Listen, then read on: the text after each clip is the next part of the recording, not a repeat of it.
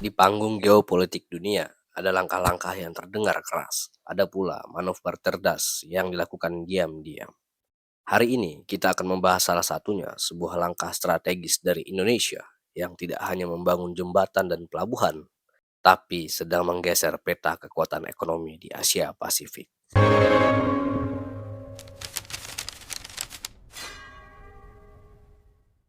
Di sebuah sudut dunia yang dulu nyaris terlupakan, Laut Arafuru, Indonesia sedang membangun sebuah senjata ekonomi baru. Senjata ini membuat negara tetangga seperti Australia mulai waspada. Sementara raksasa ekonomi seperti Jepang dan China justru mendekat. Apa yang sebenarnya terjadi dan mengapa dunia terkejut? Selama puluhan tahun, kawasan timur Indonesia, khususnya Maluku dan Papua, dikenal sebagai sumber daya alam mentah. Hasil laut melimpah, kekayaan hutan tak terkira. Tapi ada satu masalah besar, logistik. Untuk mengekspor ikan tuna terbaik dari Ambon ke Jepang, misalnya, barang harus berlayar ribuan kilometer ke barat dulu menuju pelabuhan utama di Jawa. Baru kemudian berbalik arah ke utara. Ini tidaklah efisien, memakan waktu dan memakan biaya logistik yang sangat besar. Akibatnya, potensi ekonomi raksasa di Timur ini seolah terkunci. Namun semua itu mulai berubah. Pemerintah Indonesia melalui sebuah visi besar memutuskan untuk menyulap Laut Arafuru menjadi gerbang ekspor utama yang baru.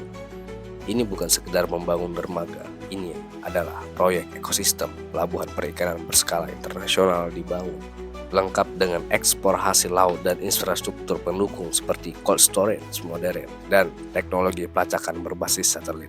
Apa hasilnya? Waktu tempuh pengiriman dari Indonesia Timur ke Jepang, China, dan Korea Selatan bisa dipangkas hingga 40%. Ini adalah sebuah game changer yang mengubah segalanya. Langkah cerdas ini tentu saja tidak luput dari perhatian dunia. Reaksinya beragam dan sangat menarik. Bagi Australia, ini adalah tamparan halus. Selama ini, mereka mengandalkan dominasi Laut Timor dan Laut Koral sebagai jalur ekspor utama mereka ke Asia. Kini, dengan adanya pelabuhan Indonesia yang lebih canggih, efisien, dan lebih dekat ke pasar Asia, para pengusaha logistik internasional mulai berpikir ulang untuk memindahkan rute mereka dari Darwin ke pelabuhan-pelabuhan baru di Indonesia. Sementara Australia was-was, Jepang dan China justru menyambut gembira. Mereka melihat peluang emas untuk mendapatkan pasokan yang lebih stabil, lebih cepat, lebih murah. Delegasi perdagangan khusus telah dikirim untuk menjajaki kerjasama langsung. Ini bukan hanya tentang ikan, tapi juga produksi strategis seperti singkong, sagu, hingga biofuel yang dikembangkan di Papua dan Maluku. Bahkan negara-negara Eropa seperti Belanda dan Jerman mulai melirik. Di tengah krisis pangan dan rantai pasok global yang sering terganggu konflik, mereka melihat Indonesia sebagai sumber pasokan alternatif yang stabil dan bebas ketegangan geopolitik. Tapi tunggu, manuver ini lebih dalam dari sekedar memindahkan kotak kontainer. Pertama, ekonomi biru. Pemerintah menetapkan kawasan sekitar Laut Arafuru sebagai zona ekonomi biru. Semua kegiatan ekonomi harus berjalan seiring dengan konservasi lingkungan, penanaman mangrove, dan pengelolaan hasil laut yang berkelanjutan. Kedua, reformasi perikanan. Indonesia memberlakukan sistem kuota tangkap berbasis data, bukan lagi asal tangkap. Ini memastikan produk yang diekspor tidak hanya berkualitas, tapi juga dapat ditelusuri asalnya secara transparan. Sebuah nilai jual yang sangat tinggi bagi negara-negara maju. Tiga, digitalisasi. Pelabuhan-pelabuhan ini dikembangkan sebagai smart port berbasis IoT dan kecerdasan buatan atau AI. Ini memungkinkan pengawasan logistik real time, pengelolaan jadwal kapal otomatis, hingga pemantauan kondisi suhu di dalam kontainer. Ini membuat pelabuhan Indonesia jauh lebih kompetitif. Langkah Indonesia di Laut Arafuru bukanlah manuver ekonomi biasa. Ini adalah sebuah bentuk diplomasi strategis yang sedang menggambar ulang peta kekuatan regional.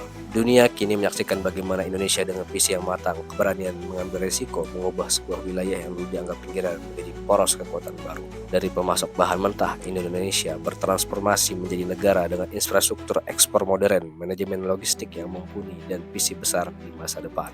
Keberhasilan ini membuktikan bahwa dengan strategi yang tepat, Indonesia mampu menciptakan pusat pertumbuhan baru yang menyaingi dominasi negara-negara lain. Bagaimana menurut kamu? Apakah ini adalah awal dari kebangkitan Indonesia sebagai raksasa maritim dunia di era modern? Apakah negara-negara lain akan mengikuti langkah ini?